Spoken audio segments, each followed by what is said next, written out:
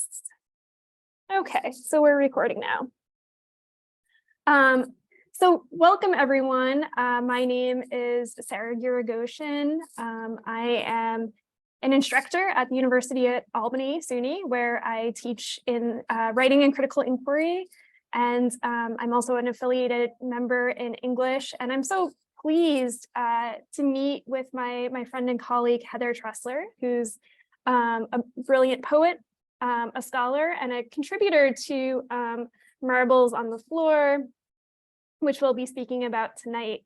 I'm just going to ask everyone to remain muted during our conversation up until the end of our session, at which time, if you would like to ask any questions, feel free to unmute yourself and ask. So again, I am so happy to welcome Heather Treseler, the author of Parturition, which received the Munster Literature Centre's Chapbook Award in Ireland, and the Jean Pedrick Chapbook Prize from the New England Poetry Club, and the editor of Beyond the Frame, an essay collection about artwork at the Worcester Art Museum. Her poems appear in the Irish Times, Harvard Review, the American Scholar, Cincinnati Review, PN Review, and the Iowa Review. And her essays about poetry appear in the Los Angeles Review of Books, Boston Review, and in 8 books about contemporary and modernist poetry. In 2019, she received the Editor's Prize from the Missouri Review for the Lucy Odes. And in 2021, Spencer Reese chose her poem Wildlife for the W.B. Yeats Prize.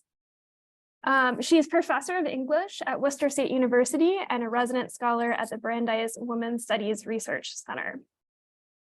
Welcome, Heather.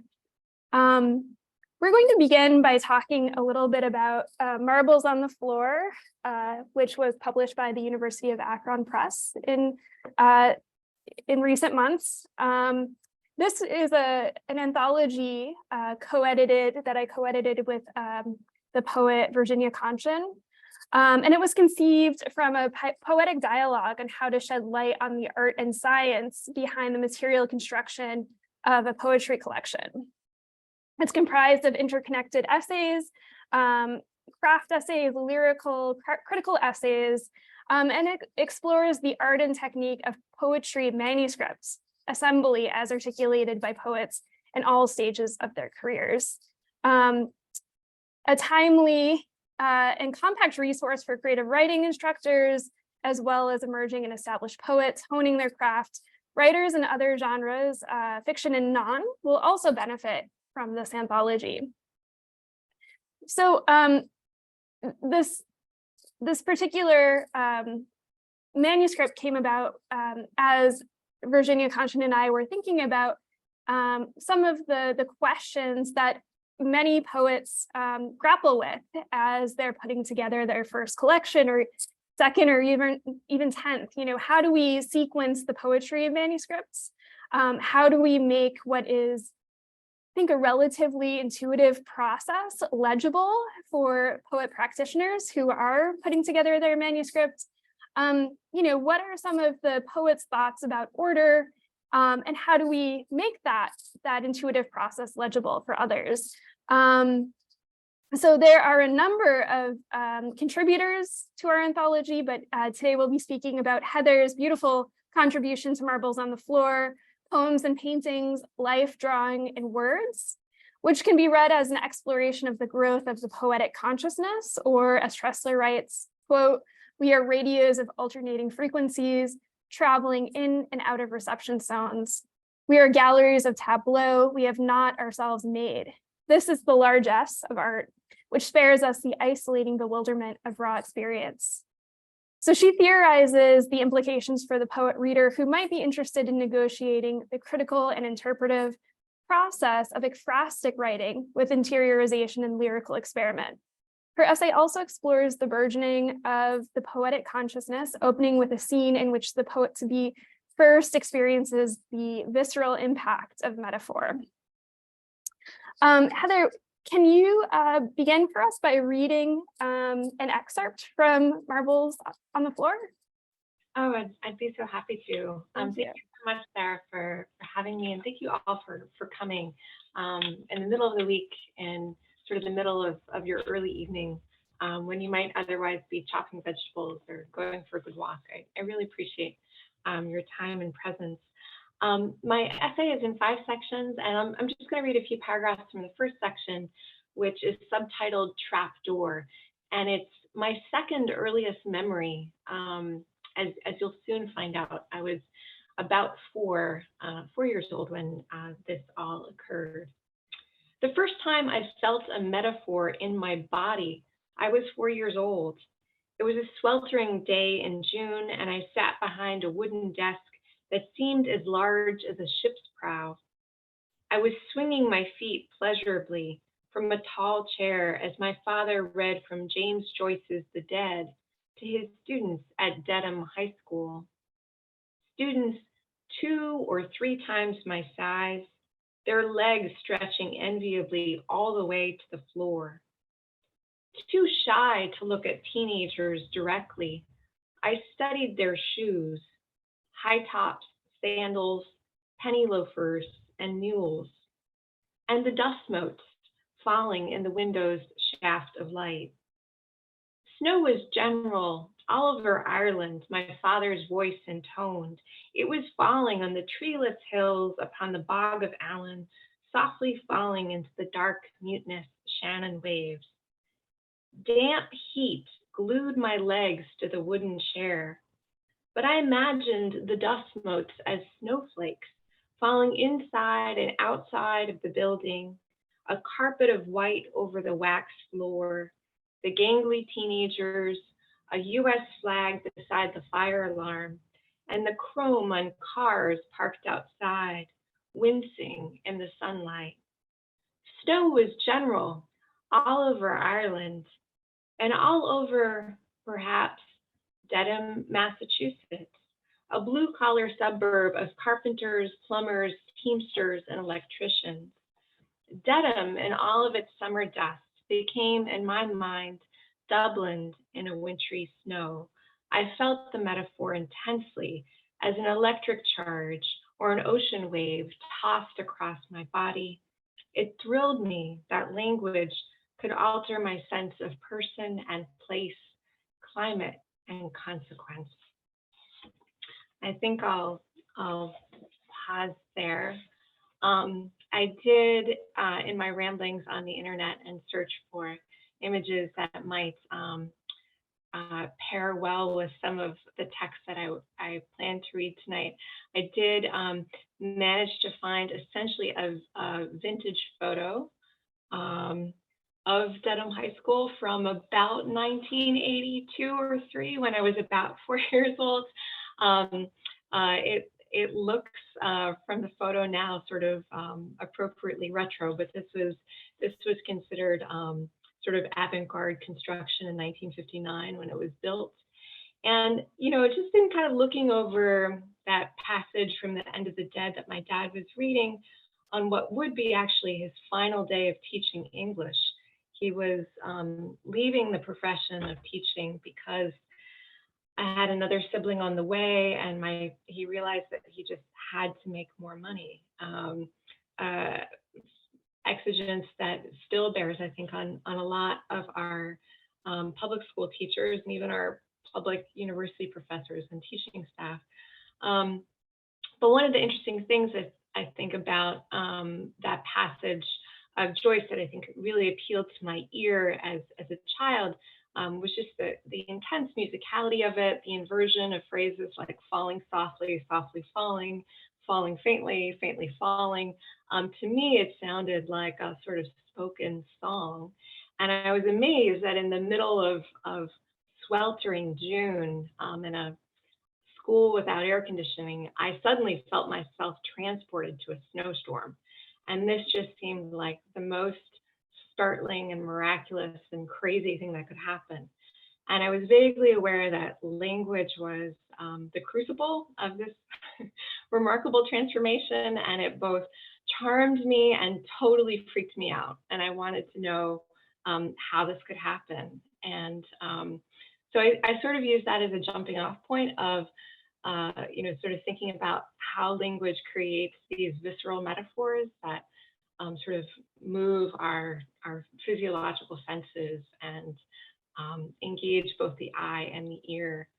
And I'll have more to say about that in a moment. But Sarah, I know you have some other questions you'd like to ask.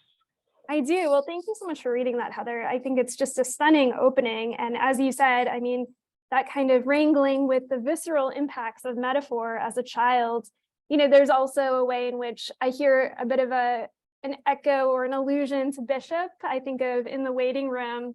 Your voice is uniquely your own, Heather, but I think that kind of meditation on interiority and exteriority and that kind of growing awareness of the poetic consciousness has a kinship with Bishop's In the Waiting Room. But, I noticed that your essay, along with a number of essays in the anthology, does speak to your origins as a poet. Can you speak a little bit more to the connection between your thoughts about poetic arrangement and those poetic origins? Sure. It's another great question, Sarah.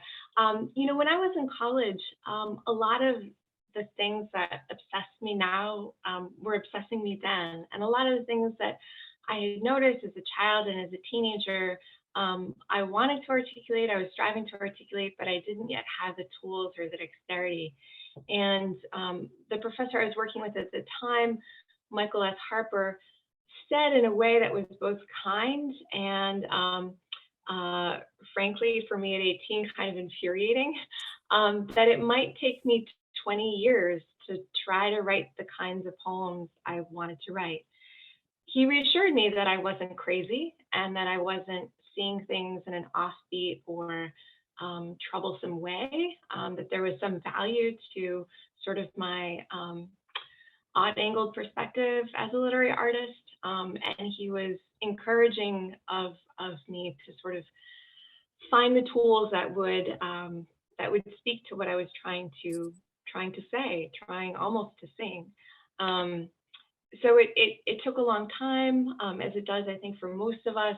I spent, of course, a long time in school and a long time reading, but I think I was trying to borrow from Seamus Heaney's phrasing to get around the tight gag of place and times and to find language that felt adequate for experience or adequate for our predicament in various ways. And this first book, in some ways, circles around tropes of girlhood and womanhood and the kind of cultural work and cultural narratives that surround women's lives and women's bodies. And it was published in 2020, but in some ways, with the more recent Dobbs decision, it sort of felt on time, I think, in some ways, in its concerns. But this first book did take a while. It was a long gestation, I guess, to the metaphor of the title. That's great. Thank you, Heather. Yeah. For those who may be new to chapbooks, Heather's collection is a chapbook of poems, and chapbooks, I would say, tend to have a tight thematic focus or, a point of inquiry that may be a little more focused than what we may see in a full collection. And I think that your poems in your chapbook have this, I think it's Philip Metres and his, it's not Philip Metres, it's Christopher Salerno, and his essay mentions that, many, as poets, we're often working through poems that have these little arcs. And then when we put together, I'm paraphrasing, but when we put together the full manuscripts, all those little arcs add up to a larger arc, in the poetry manuscripts. And so, I see, very tightly knit threads of inquiry, imagistic and metaphorical threads in your chapbook. And I also, I'm really interested in the ekphrastic impulse in your writing as well. You write beautifully in Marbles about your kinship with visual artists and about the role of the art museum in terms of your development as a poet. And I've been thinking a lot about our early forays into art museums and about how these experiences of learning to read art might be tied up with our own practices of reading and writing poetry. For example, we learn to appreciate the art museum's white walls spacing out works of art, enabling us to kind of slow down our tempo and reflect upon what we've just seen. And I was wondering if you think that the art museum can offer a theory of reading poetry. For example, we can conceive of the white walls in an art museum or the different rooms as analogous to section breaks or silences in the manuscripts. Do you think that art curation or ekphrasis can be generative in thinking about order, variation, and cohesion in a poetry manuscript? Or in terms of thinking about transitioning from one poem to the next? I know there are many parts to those questions, but if you just have any thoughts about kind of the kinship between art museum curation and assembling the poetry manuscripts.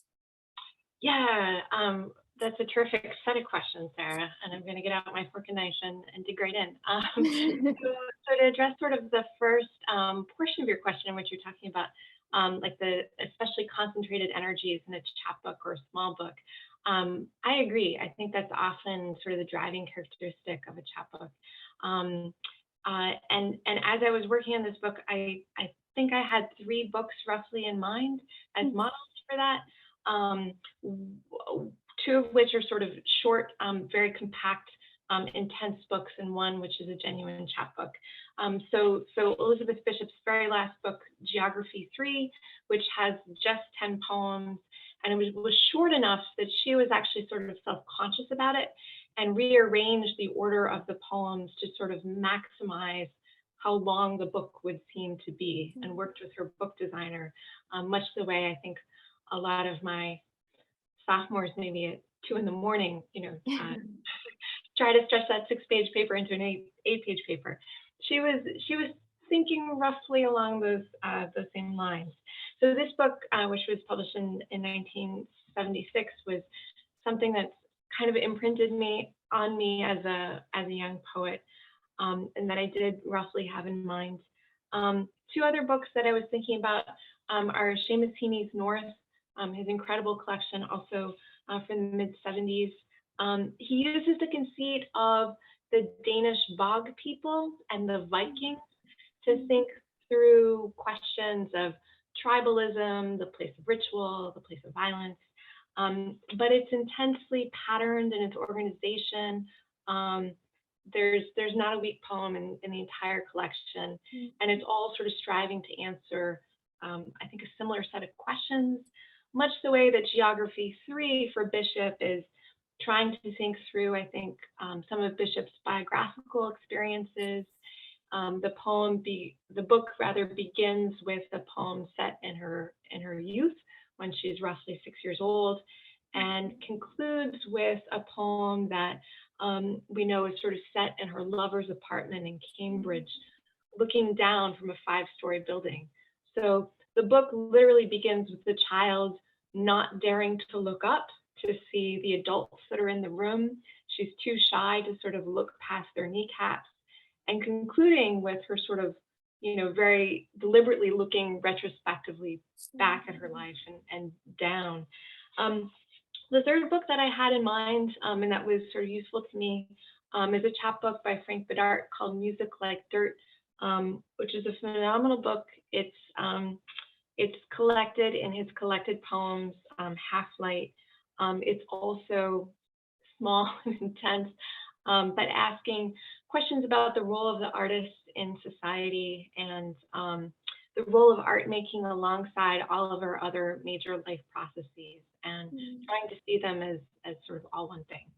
So those were the 3 books I had in mind as I was trying to put together and compose my own. But I was also, as you say, thinking a lot about curatorial practices in art museums. Around the time that I started working on pulling this manuscript together, I had taken an appointment to basically liaise with our local museum, the Worcester Art Museum. And it was really fascinating to start talking with art curators about how they design an exhibit and work with the constraints of physical space and manipulate lighting, the paint of color on the color of paint on walls, and also, most importantly, the structure of the paintings or art objects in that space. And thinking about pacing and the viewer's attention was something that they had really interesting conversations about. And much like writers who desperately want, I think, their reader to keep going, right, and make it to the end of the book, curators want viewers not to walk out in the middle of the exhibit, right? They need to keep us moving and trafficking through those galleries. So it was really interesting to talk to them about how they try to keep a lively exchange between sort of the viewer's experience and what they're taking in. And I was sort of focusing my reading around that time too around theories of ekphrasis and visual organization. And I can share a couple of short quotes that pop up in the essay that might kind of season our conversation here and our considerations. So I went back to kind of the original definition of ekphrasis, which is from the Greek, and it's in its most basic sense, an intense pictorial description of an object, a virtuoso description of physical reality, be it objects, scenes, or persons, in order to evoke an image in the mind's eye as intense as if the described object were actually before the reader. So ekphrasis is supposed to sort of perform like this magic trick, right, of materiality. And the definition that we get in most standard dictionaries of literary terms also, of course, makes reference to Horace and the dictum of ut pictura poesis, which dates back to roughly 15 BC. So the Roman poet Horace writes this famous letter to some friends of his. We're quite certain, I think most scholars are pretty certain, that he intended this letter to be more than just a friendly letter, in as much as it was written in dactylic hexameter. So it was something that he clearly labored over and poured a lot of thought into. And in that piece, he says, and I'll just quote this briefly, "As it is with a picture, so with a poem." That's where we get the phrase ut pictura poesis from. And then he goes on to say, and this was really intriguing to me, "One will attract you more the nearer you stand, another the farther away. One likes the shadow, another will want to be seen in broad daylight, and has not fear of the critic with all his shrewd insight. One gives pleasure but once only, another will always give pleasure." So it fascinated me that already in 15 BC, Horace was thinking, I think, quite a bit about the variation that you might find within a collection, and both accepting of and sort of stressing almost the necessity of this variation, and sort of recognizing different poems for having different qualities and being attractive in different ways. There's one, there are poems that you read once and you feel like you've gotten everything out of it, and then there are those that you return to quite frequently. And I started looking for echoes of that notion in sort of slightly more contemporary people, or folks who are at least more contemporary than Horace. And some of the folks that I kind of came across who seemed to be saying somewhat similar things included actually John Berryman. So this letter that he wrote to his mother, Jill Berryman, in May, that should read 1955, he pretty memorably says that in a collection of poems, you quote, "lead the reader in one direction, then you spin him around, or you sing to him a lullaby, and then you hit him on the head." A fairly invigorating, if concussive notion of poetics. And then lastly, and this also intrigued me and sort of spoke to, in some ways, my conceit of the book itself. This is from the philosopher Aline Scarry, who has this wonderful book on beauty and being just. And she makes this interesting argument that essentially works of art in various disciplines are generative. They inspire us to make more art, that it becomes a kind of ceaseless chain of generation, and that this is actually parallel to the reproductive impulse, which is kind of an interesting argument. So just briefly, she says, generation is unceasing. Beauty, as both in Plato's Symposium and in everyday life confirm, prompts the begetting of children. When the eye sees someone beautiful, the whole body wants to reproduce the person. But it also prompts the begetting of poems and of laws, the works of Homer, Hesiod, and Lycurgus. Although very great cultural outcomes such as the Iliad or Mona Lisa arise out of the requirement that beauty places on us to replicate, the simplest manifestation of the phenomenon is the everyday act of staring. That passage sort of made me feel better about, my parents' sort of ceaseless demand of me as a child that I stop staring, because I was always wanting to look and look more at whatever intrigued me. But I was sort of trying to trace out, I think, a genealogy for myself of this notion of sort of the circularity between the visual and the literary, and this idea that variation and the relationship that the reader has to the text would be important principles in organizing a collection. Those were some of the things that I was sort of stewing on as I was working on this collection. Thank you for such a thoughtful response, Heather. That's really interesting. And I think that what you're kind of sussing out for us too is this tension that I see at work in a lot of the essays in Marbles. That is that many of the contributors are interested in kind of curating the poetry manuscript, right? And are also concerned with kind of the pedagogical purpose of manuscript assembly. That is, we want to teach readers how to read us well. Often, early on in the collection's early poems. Similarly, I think, with art museum curation, the purpose is to introduce a kind of historical narrative or aesthetic narrative, or to, perhaps offer a certain kind of ideological narrative as well, right? And that seems to be in tension with this desire for discovery, for spontaneity, for practices of manuscript curation that lean into the more aleatory. And so, it's just interesting to think about how we make room for spontaneity while at the same time, as poets, we're often very concerned with teaching our readers how to read us well, right? But yeah.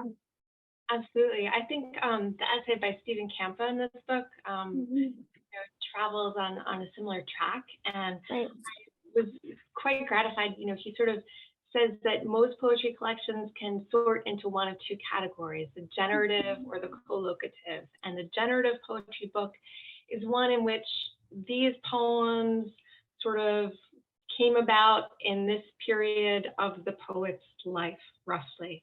And then they migrated into a book and took on a certain structure and a certain structure of concerns. Versus the collocative book, or what's sometimes referred to as the conceit-driven book, in which the concerns or the organizing conceit, the dominant metaphors, etc., are perhaps pre-prescribed or deliberate, or more conscious in the mind of the poet as they're writing, and they can kind of write with design and intentionality in mind. I just finished revising a manuscript that was generative and has probably taken me about 10 years. So I was endeared to Campa's demarcation of these two categories, and sort of thinking, I think I'll try the collocative approach next time, because the generative approach, I think, in some ways can be a little bit like an ink blot test, right? You're creating work and you're looking to see what's there and what your psyche is sort of reflecting back to you on the page. And it's a process that requires, I think, a lot of patience and a lot of patience with yourself and with the process of discernment. And I think that can be a hard discipline to maintain. Right. Yeah, and you know, I what I so appreciate about your chapbook Parturition is that, you know, even it's generative, and yet at the same time, one thing that I think you do so beautifully is there is a kind of metaphorical trajectory. That is, I think that the metaphors that you use often repeat themselves and evolve as the collection evolves. They accumulate greater meaning as we move through the collection. So I'd like to switch gears a little bit and talk a little bit more about Parturition.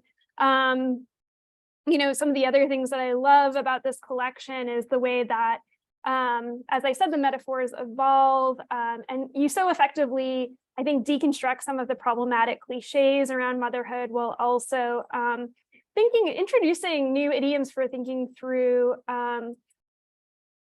production, literary production, for example, or for just the kind of heroism that you know, a single literary artist, right, someone without a child, you know, might take up.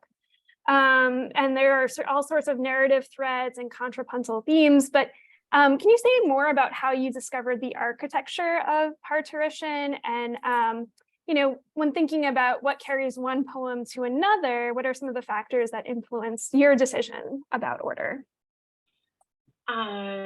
Sure. So to start with some of the latter questions, and then I'll work my way back. So the architecture of the book was actually suggested to me by a dear friend who looked at a larger manuscript that I was working on and noticed that there were these 12 poems that were really around a tight nucleus of themes. And those were, what does it mean to mother as both a noun and a verb? Can we consider mothering as a set of energies in contest with the death drive in our civilization? And what kind of cultural narratives, of course, have been attached to women's bodies and to the body of a female artist too? And how does one negotiate those things? One very small 4-line poem in the book, which is the smallest poem by far in a book that has quite a number of longer poems, is a poem called Nulla Para. And it came about, I happened to glance at my physician's desk and saw scrawled across the top of my medical chart in fairly large letters, Nulla Para. And being a bit of a Latin geek, I knew that Nulla Para in its most literal sense meant a woman who has produced nothing. And of course, the punk in me wanted to say, but I have a PhD and I've written a lot of things and I've had, you know, a pretty interesting life. I think I was maybe about 35 at that time. But if we think about language, even clinical language, as fossilized thought, then there's a whole lot that we can unpack from even the currency of that clinical term, right? So the book was attempting to grapple with some of those things. It moves geographically and thematically, roughly from the Deep South and from a story my best friend had told me about sort of the simultaneous or virtually simultaneous occurrence of her mother's decease and the birth of her first daughter over one summer in Baton Rouge, in an atmosphere that coincided with the political turmoil that led to Trump's election. So the book kind of begins from a place of political distress and grief and mourning, and moves sort of through the Midwest and arrives in the final poem on the coast of Maine, which I guess signals a certain kind of journey for the speaker in the book. And in the final poem, Shorelines, the speaker is asking or is thinking about the values of eros and intimacy and pleasure up against New England transcendentalist ideals of self-trust and divinity within nature or human nature and nature as a mirror of the soul, and trying to figure out whether those old New England transcendental adages line up with 21st century feminist and I guess I would say belated ecological thinking. You know, do those things have traffic with each other? So I think the book does make some attempt at a kind of a trajectory and progression, although I think the speaker concludes with, in some ways, some answers, some provisional answers, but also in some ways a new set of questions, which is maybe true of life too. But that's roughly, I think, what the book is up to. That's beautiful. Thanks, Heather. Do you mind reading some of your poems for us? I'd be happy to. I'm going to share my screen again so I can also bounce back and forth a little bit between images and poems. And I think I'll read maybe two short poems, one from the book and one not from the book, that also relate to paintings, because I think it's always fun to look at pictures and to think about images in relation to poems. So this first image, which some of you might recognize, it's fairly well known, is Van Gogh's painting Factories at Clichy, which is a northwest suburb of Paris. And it's a pretty gritty industrial suburb of Paris to this day. And it was painted in 1887. And one of the things you might notice is that critics often talk about this painting roughly being divided into three layers. We have the skies, we have the factories, and we have the fields. And in the middle of the fields, you can sort of barely make out two human-like figures.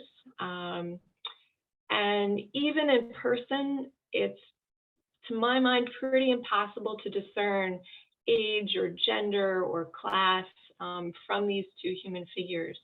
But they're nonetheless standing quite closely and sort of embracing in a way. And it's a painting that is housed at the St. Louis Art Museum.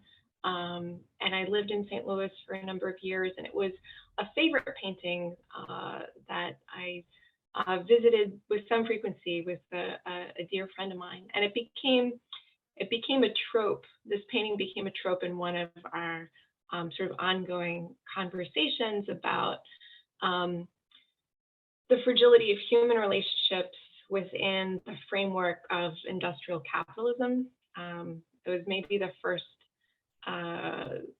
summer in my life in which I realized I might be a Marxist. Don't tell my boss. Okay, so I'll read the poem. Move the boxes here a little bit. Okay. Factories at Clichy. We came to think of it as our painting.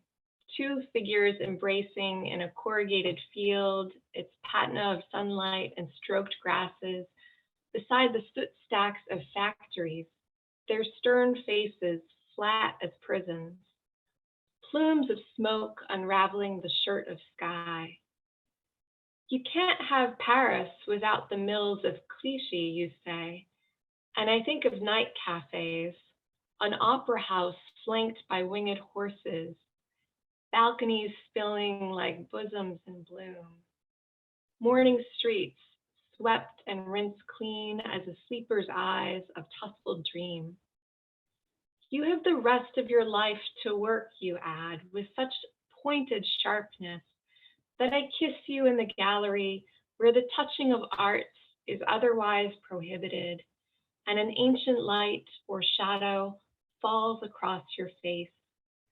How Van Gogh's lovers, narrow and undefined, clutch each other as if at soul possessions, released from assembly lines to this unruly field of wild rye, long-haired rue, meadow of another age, I might have walked with you.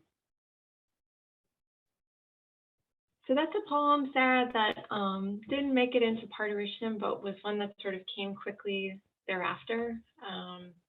And it's one of the ones I can definitely say is ekphrastic.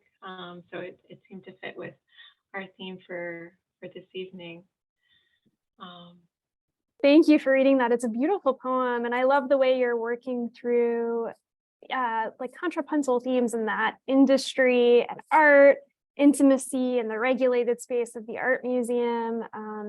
You know, it's a gorgeous poem. Do you mind reading for us at least one other poem? I think we have some time, and then we can maybe move into questions. I'd be happy to. I'll read one other ekphrastic poem that you can tell my my Zoom skills are also not quite what they were in the middle of the pandemic. But this is a painting I think that we will all recognize almost immediately. It's from a similar time period, the 1880s. Seurat's painting A Sunday on La Grande Jatte, which of course is this island in the Seine. The painting was painted in 1884, but in 1886, Seurat added the colored frame, the pointless frame that actually goes around the painting that you can kind of see. It's both purple and blue. And I always found it so intriguing that he decided to paint a frame as well for the painting. And this is one of those poems I said at the beginning that, you know, there were things I was trying to write about when I was 18 that I just couldn't quite get my hands around. But I think in 20 years' time, I may have started to get there with at least this one story. So it's called Purpura, which is purple in Latin. And it makes reference to Elizabeth Bishop too in the first line. When the poet wrote, "I lost my mother's watch," we knew she meant more than a timepiece. To watch over the soft-skulled, expulsive being that is baby is a genre of love that must break its own clock. In my first years, I slept little. When I slept, I left my eyes' garage doors open. Poor mother thought, baby awake, mother awake. For months, staring contests in the half-dark, calling each other's bluff, falling in love as any pair must, with desire and jealousy, jostling furniture in the psyche, heady hormonal rush. When I lost my mother's watch, I was 13. The day unaccountably bright. Fields of flora bloomed under her skin as if she were the lavender hat in Seurat's famed painting. An ambulance rolled its orange glass eye at her strange beauty. For weeks, we waited for her body to lose its artistic ambition. Toxic drugs, confusion. Doctors asked, who is president? What year is it? Can you name your children? Purpura, the broken blood vessels in her skin's pointless painting, some code or augury to read or remember. I watched, thinking of Phoenicians finding the world's costliest color in the crushed bodies of murex, vats of pulverized mollusks to trim the general's cloak, dye an emperor's robe purple. What a tyrant or daughter claims as her right, calling it nature. The first empire is mother.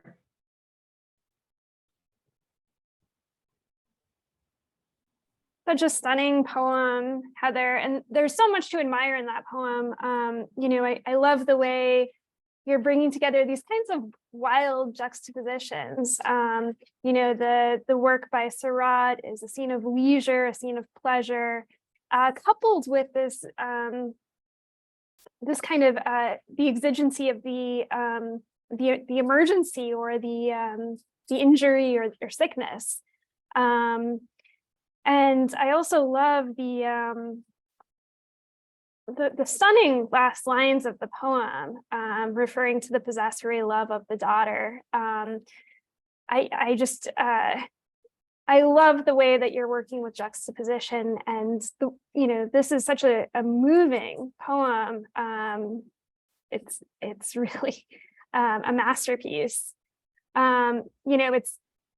I love the way that you move into the ekphrastic realm, as though that takes on its own kind of urgency as well, right? I also see that vivid attention to detail. I think, some of the best ekphrastic poems are the ones that force us to look more closely at the work of art and see it in a new context. And I think you're just doing that wonderfully in this poem.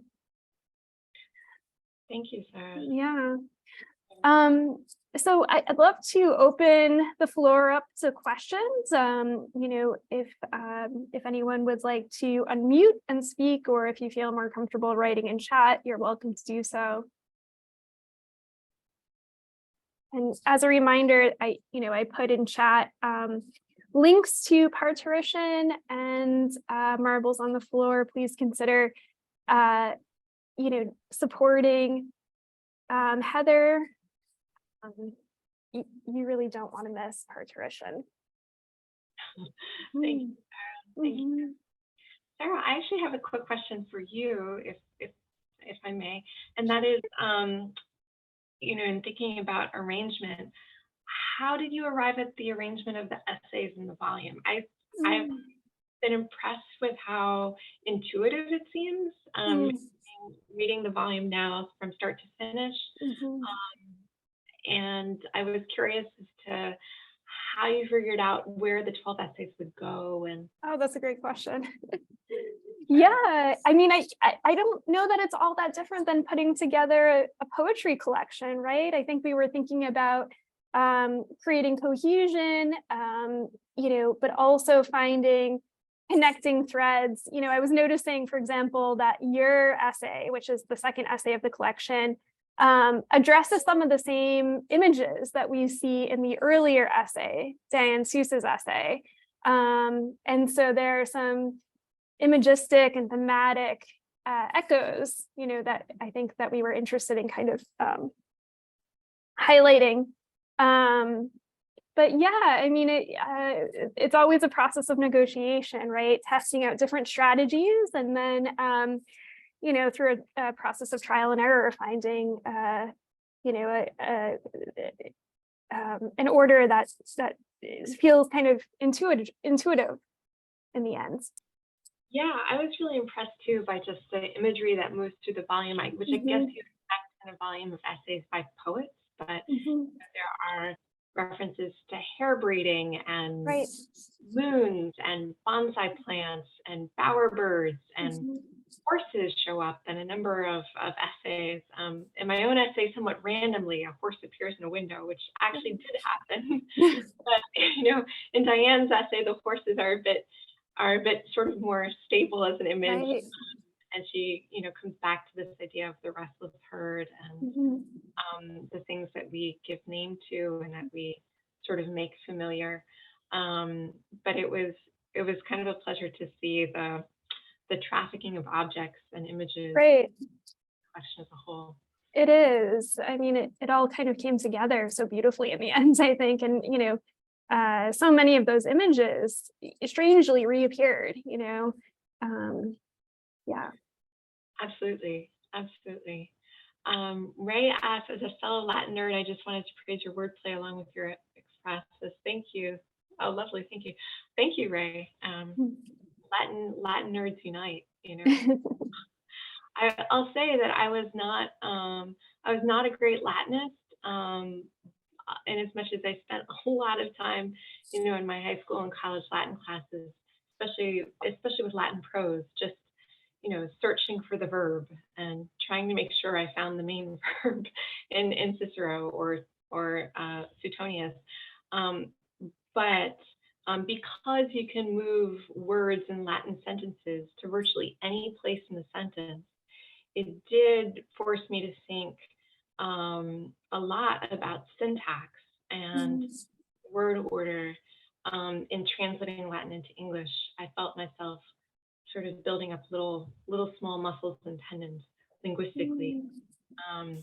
That even when I was always forgetting third declension I stems and all the different rules that Latin has, but the work of translating, I think, was good for just my own understanding of English.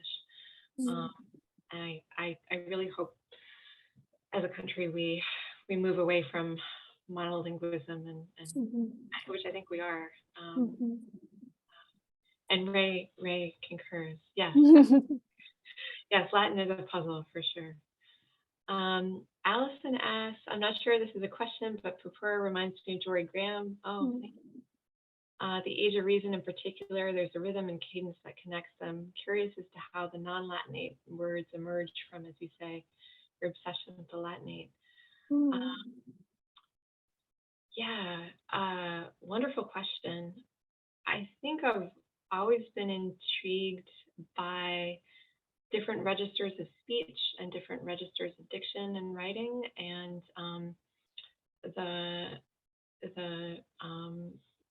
curious energies, I think, that can be unleashed by mixing registers.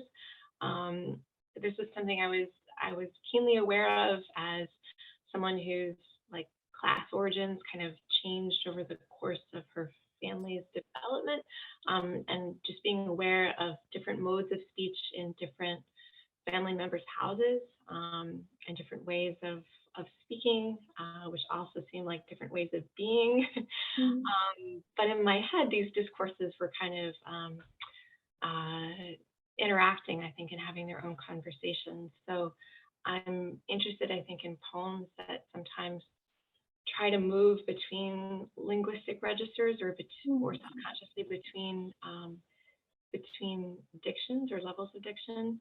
And I certainly admire how Joy Graham, I think, does that masterfully, in ways that sort of hinge us into the metaphysical from the physical. Great. That's great, Heather. Thank you. Thanks for the comment. Thank you, Joe.